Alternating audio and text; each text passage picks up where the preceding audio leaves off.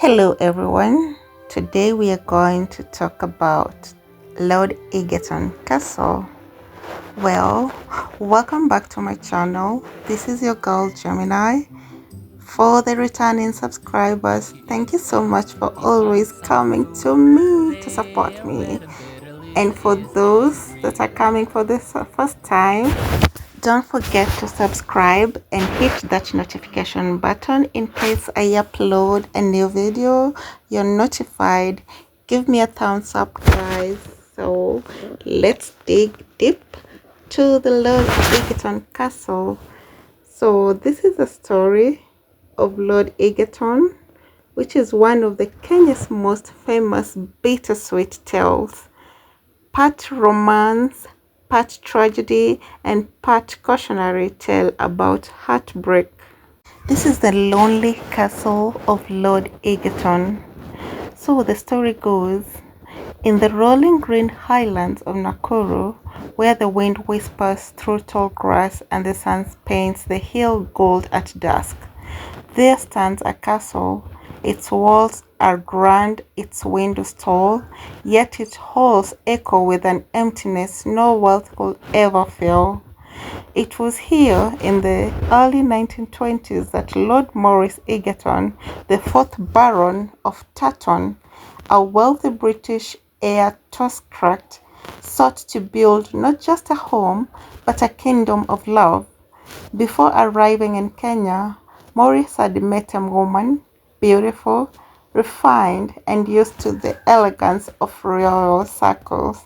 He loved her with the kind of devotion that rewrites a man's destiny.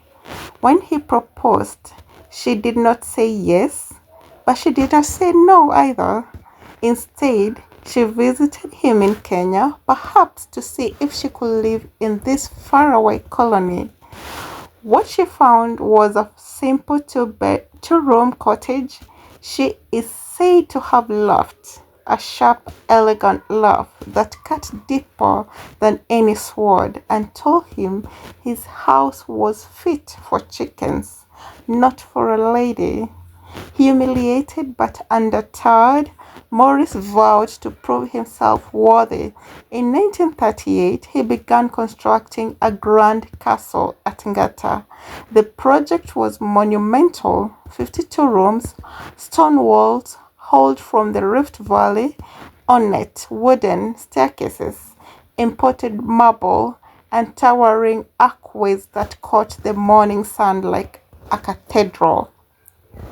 War delayed the work, but by 1954 it stood complete, a monument to devotion and pride.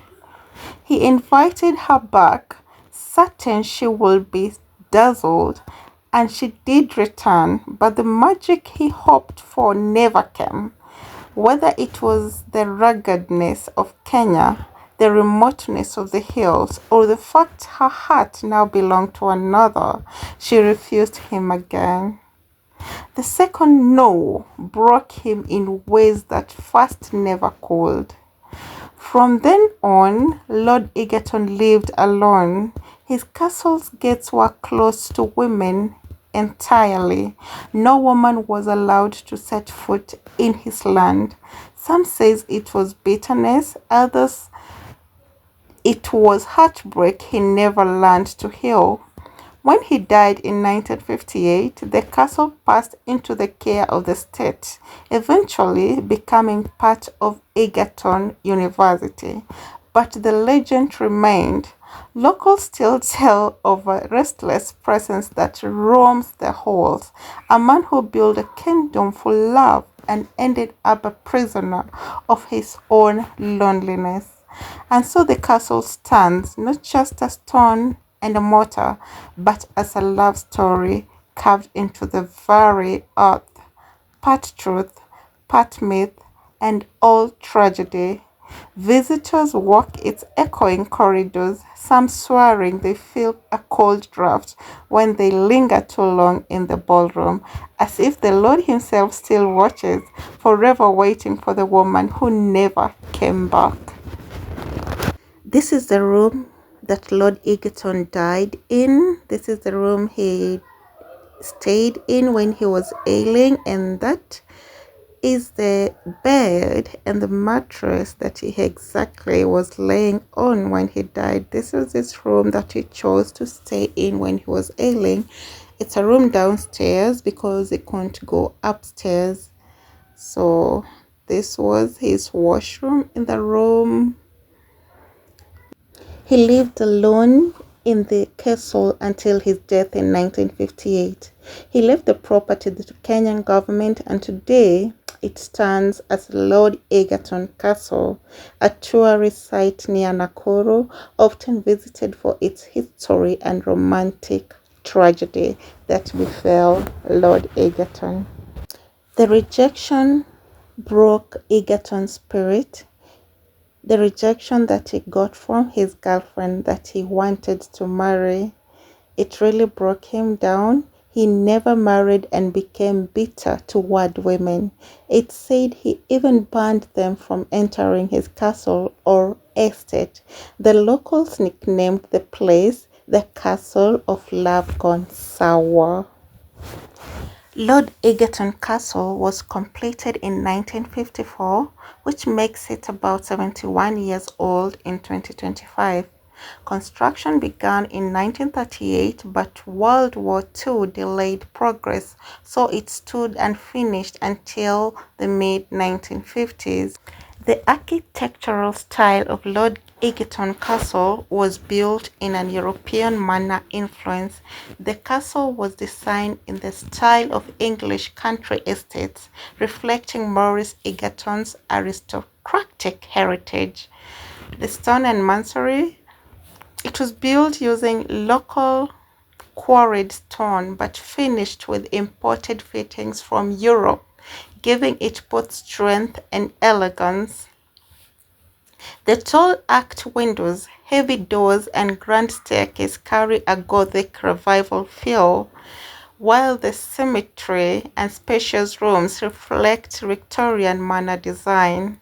Its imposing facade looks more like a fortress than a romantic home. Solid walls, minimal decoration outside, built to last centuries.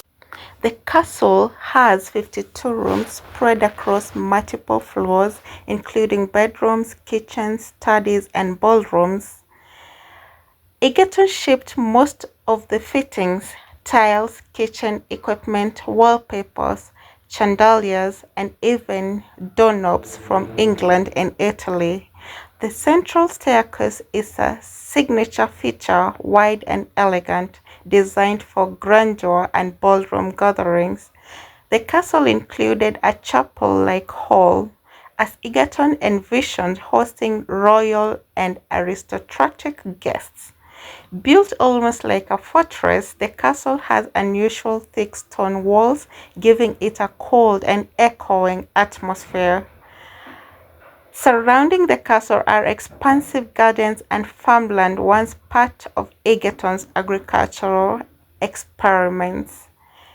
After his heartbreak, Egerton forbade women from entering, making it perhaps the only castle in the world historical known to exclude half of humanity from its walls. Today, the castle is preserved as a heritage site and museum under Egerton University. Visitors tour its empty rooms, which remain largely unfurnished since Egerton never lived in it fully. The silence inside, mixed with its fortress-like design, gives the castle an aura that feels both majestic and haunting. Let's compare Lord Egerton Castle and classic European castles so you see both the similarities and the difference. Like English manors and medieval castle, Lord Egerton Castle was built to impress, tall, wide, with dozens of rooms. Just as European nobility imported marble, chandeliers, and art, Egerton filled his Kenyan castle with imported fittings from England and Italy. The arched windows, heavy staircases, and solid stonework mirror Gothic Revival architecture popular in 19th century Europe. In Europe, castles symbolized wealth and nobility. Egerton built his to show aristocratic prestige in colonial Kenya. The difference from European castles. European castles were often defensive fortresses with moats, towers, battlements. Egerton Castle was purely residential and symbolic, no fortifications for battle. Unlike ancient castles with centuries of history, Egerton Castle was built in the 20th century in a colony as a personal love project rather than political one. Most European castles were lived in by royal families for generations. Egerton barely lived in his. After his heartbreak, the castle became more of a mausoleum